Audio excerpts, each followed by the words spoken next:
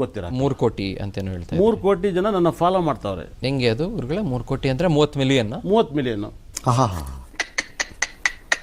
30 million people are following you. ಹೌದು sir, 100% ಇದ್ದಾರೆ.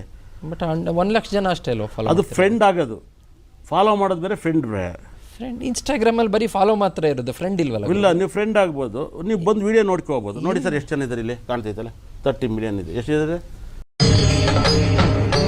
ಇದೆ. ಇಲ್ಲೊಂದು ಸಮಸ್ಯೆ ಖಂಡಿತ ಇದೆ. ಕಾಣ್ತೈತಾ? ವ್ಯೂಸ್ ಗುರುಗಳೇ. ನಾವು ಬಾಯಿ ಮುಚ್ಕೊಂಡಿದ್ದೀವಿ, ನಮ್ಮನ್ನ ಕೆಣಿಗ್ಬೇಡಿ.